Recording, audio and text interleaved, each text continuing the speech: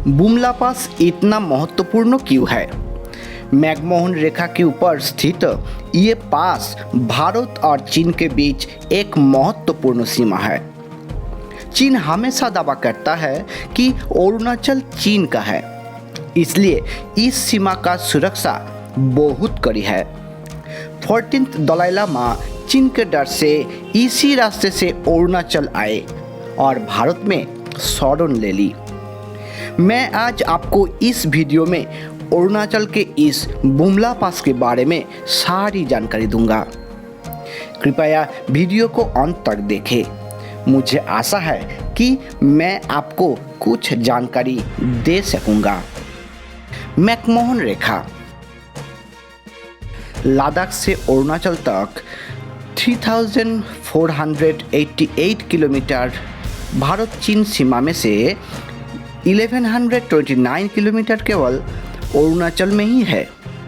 1914 के शिमला सम्मेलन में सर हेनरी मैकमोहन ने तिब्बत और उत्तर पूर्व भारत के राज्यों का सीमांकन किया था, जिसे मैकमोहन रेखा के नाम से जाना जाता है। सीधे शब्दों में कहे तो भारत और चीन के बीच की सीमा मैकमोहन रेखा ही है, जिसके एक तरफ है चीन और दूसरी तरफ भारत है। बुमला पास अरुणाचल में मैकमोहन रेखा के ऊपर स्थित है। फिलहाल आप इस समय भी बुमला पास की यात्रा कर सकते हैं, अर्थात घूमने जा सकते हैं। चीन की सीमा रेखा को आप अपनी आँखों से देख सकते हैं। अगर आप यहाँ जाएंगे तो आप अपनी आँखों से देखेंगे कि कैसे भारतीय सेना चीनी सेना पर नज़र रखते हुए सीमा की रक्षा कर रहे हैं। चोर धर्मों की बात नहीं सुनता। भारत और तिब्बत के बीच 1914 में जो सीमा समझौता हुआ था, वहाँ पर चीन अनुपस्थित था, क्योंकि तिब्बत तब स्वतंत्र था। 1950 में चीन ने तिब्बत पर पूरी तरह कब्जा कर लिया। चीन का दावा था कि तिब्बत हमेशा से चीन का हिस्सा रहा है, इसलिए चीन की अनुपस्थिति में तिब्बत का कोई भी प्रतिनिधि भारत के साथ कोई समझौता नहीं कर सकता। इससे भी महत्वपूर्ण बात यह है कि चीन ने अरुणाचल के अंदर अपने गांव बनाया है और भारत सरकार ने इसे स्वीकार भी किया है। चीन ने कहा है कि वो उनके देश में बनाया गया गांव है और अरुणाचल का वो हिस्सा उनका है। इसलिए वो कोई नई घटना नहीं है कि कभी चीन इस क्षेत्र में घुस जाता है तो कभी चीनी सैनिक चोरी छिपे भारत के अरुणाचल वाले हिस्से में घुस जाता है और किसी गांव के पत्थर पर लिख देते हैं कि वो चीनी गांव है।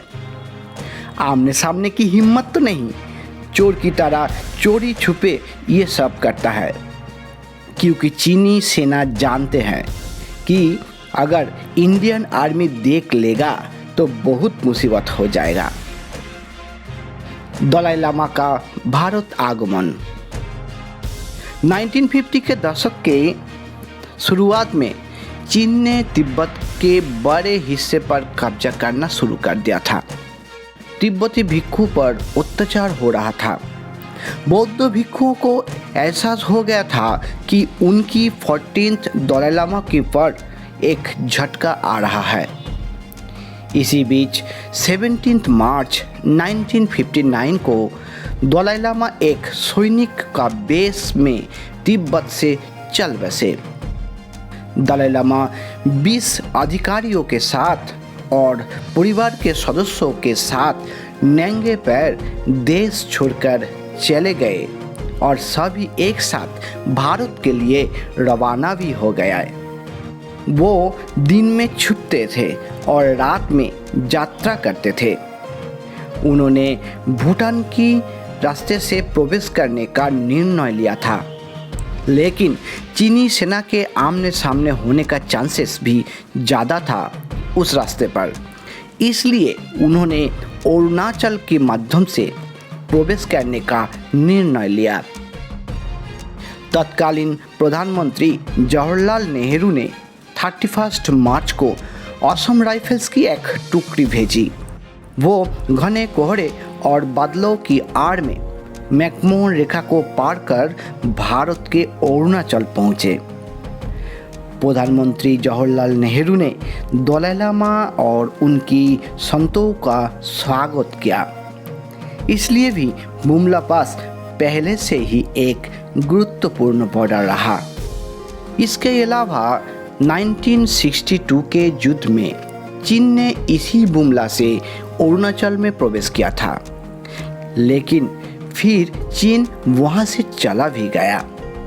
इसलिए हर तरफ से बुमला पास बहुत महत्वपूर्ण है। आपको बुमला पास भी दिखेगा। अब तक जो बुमला पास की कहानी आप सुना है, इसे आप खुद अपनी आंखों से देख सकते हैं। अरुणाचल में तावांग टूर करने के समय आप कार रेंट करके बुमला पास घूमने जा सकते हैं। तावांग से केवल 38 से 40 किलोमीटर की दूरी पर ही ये बुमला पास।